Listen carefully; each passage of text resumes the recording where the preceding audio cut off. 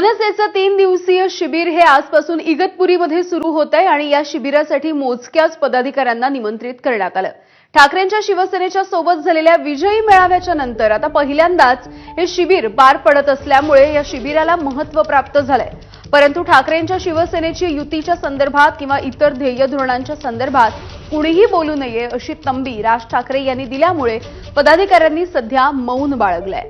राज ठाकरे दुपारी 1 ते 1:30 वाजण्याच्या सुमारास दाखल होतील आणि यानंतर या शिबिराला सुरुवात होईल। आणि इथला आढावा घेतलाय आमचे प्रतिनिधी मुकुल कुलकर्णी यांनी।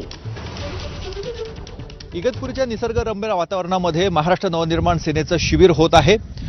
मनसेचं हे विजय मेळाव्यानंतरचं पहिलं राज्यस्तरीय शिबिर नाशिकमध्ये पार पडतंय। आगामी स्थानिक स्वराज्य संस्थांच्या निवडणुकीच्या पार्श्वभूमीवर हे शिबिर होत आहे। मात्र या शिबिरासाठी मोजक्याच पदाधिकाऱ्यांना बोलवण्यात आलंय। राज्यभरातून साधारणतः 70 ते 80 पदाधिकारी या शिबिरासाठी उपस्थित राहतील अशा स्वरूपाची माहिती आहे।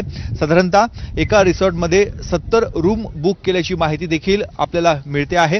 त्यामुळे या शिबिरामध्ये नेमकं काय विचारमंथन होणार याकडे लक्ष लागलेलं आहे।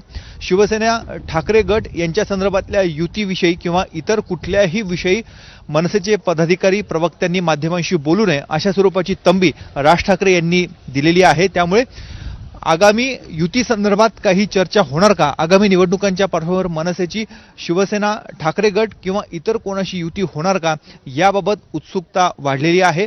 पदाधिकारी कार्यकर्त्यांमध्ये संभ्रमाची स्थिती देखील निर्माण झालेली आहे। त्याचबरोबर आगामी स्थानिक स्वराज्य संस्थांच्या निवडणुकीच्या पार्श्वभूमीवर नेमकी पक्षाची मोर्चे बांधणी कशी असणार आहे, मनसे कुठे कुठे आपली ताकद आजमावणार आहे याविषयीची चर्चा या 3 दिवसाच्या शिबिरामधनं होणार आहे। स्वतः राज ठाकरे हे दुपारी 1 ते 1:30 वाजेपर्यंत शिबिरस्थळी पोहोचतील। त्यानंतर खऱ्या अर्थानं शिबिराला सुरुवात होणार आहे आणि राज ठाकरे आपल्या पदाधिकारी कार्यकर्त्यांना काय कानमंत्र देणार, त्याची अंमलबजावणी येत्या पुढच्या काळामध्ये कशी होणार याकडे संपूर्ण राज्याचं लक्ष लागलं आहे। कॅमेरामॅन मयूर बारगेसह मुकुल कुलकर्णी, एबीपी।